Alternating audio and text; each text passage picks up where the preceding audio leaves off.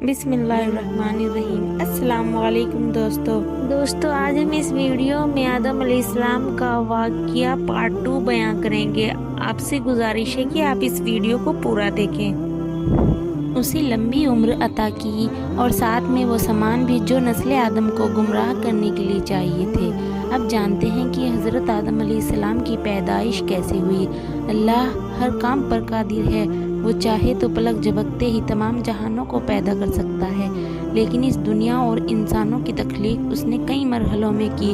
جب اللہ تعالیٰ نے حضرت آدم علیہ السلام کو پیدا کرنا چاہا تو فرشتوں سے فرمایا کہ بے شک میں بنانے والا ہوں زمین میں اپنا نائب۔ انہوں نے کہا تو اسے نائب بنائے گا جو وہاں فساد کرے اور خون بہائے، اور ہم تیری حمد کے ساتھ تیری تسبیح بیان کرتے ہیں اور تیری پاکی بیان کرتے ہیں۔ فرمایا بے شک میں جانتا ہوں جو تم نہیں جانتے۔ دوستو فرشتوں نے ایسا اس لیے کہا کہ سب سے پہلے زمین پر رہنے والے جنوں نے فساد برپا کیا، خون بہایا اور اللہ کی نافرمانی کی، لہٰذا اب جو خلیفہ بنے گا وہ بھی ویسا ہی کرے گا۔ اللہ تعالیٰ نے فرمایا کہ بے شک تم نہیں جانتے جو میں جانتا ہوں۔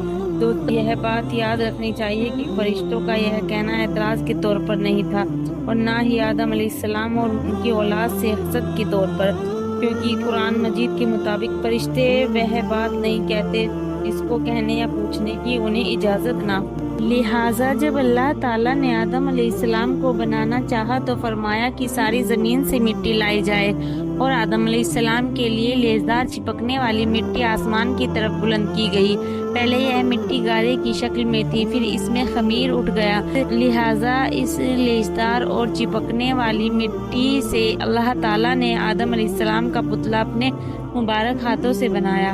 اللہ تعالیٰ نے آدم علیہ السلام کو ایک مٹھی مٹی سے پیدا فرمایا جس کو تمام زمین سے لیا گیا۔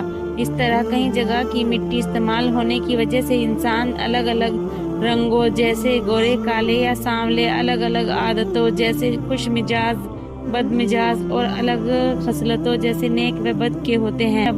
حضرت ابن عباس رضی اللہ تعالی عنہ سے روایت ہے کہ انسان کو 3 طرح کی مٹی سے پیدا کیا گیا۔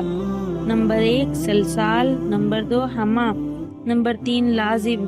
لازب سے مراد بہترین اور عمدہ مٹی ہے، حما سے مراد کیچڑ، اور سلسال سے مراد ایسی مٹی جسے کوٹ کر باریک کیا گیا ہو، یعنی ایسی خشک جو کھنکھناتی ہو۔ اللہ تعالیٰ نے فرشتوں کو مٹی لانے کا حکم دیا، وہ مٹی آسمان کی طرف لے جائی گئی، اور لیسدار مٹی 3 لازب سے آدم علیہ السلام کو بنایا گیا، جو اس سے پہلے بدبودار مٹی حما کی شکل میں تھی، اور اس سے پہلے وہ خشک مٹی تراب تھی۔ جیسا کہ قرآن مجید میں اللہ تعالیٰ نے فرمایا، ہم نے انسان کو سڑی ہوئی مٹی کے سوکھے گارے سے بنایا۔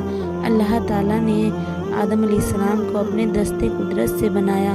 پہلے مٹی کو گارے میں تبدیل کیا، پھر اس کو ملا کر گوندھا گیا، پھر آدم علیہ السلام کا پتلا بنایا گیا اور اس کو 40 دن تک اسی طرح رہنے دیا۔ فرشتے اسے دیکھنے کے لیے آتے تھے۔ ابلیس بھی اپنے پیر سے اس پتلے کو ٹھوکر مارتا اور کہتا، اگر میں تجھ پر غالب آ گیا تو تجھے ہلاک کر دوں گا، اور اگر تو میرا حاکم بن گیا تو میں تیری نافرمانی کروں گا۔ اللہ تعالیٰ نے آدم علیہ السلام کا پتلا بنایا اور اس کو 40 دن تک اسی طرح رہنے دیا۔ جب وہ مٹی بنا پکائے مضبوط ہو گئی اور سوکھ کر ٹھیکرے کی طرح آواز کرنے لگی، اور جب یہ پتلا پکا ہو گیا تو اللہ تعالیٰ نے اس میں روح پھونکنے کا ارادہ فرمایا۔ پتلے کو فرشتوں کے سامنے پیش کر کے فرمایا کہ جب میں اس میں روح پھونک دوں تو تم اس کے سامنے سجدے میں گر جانا۔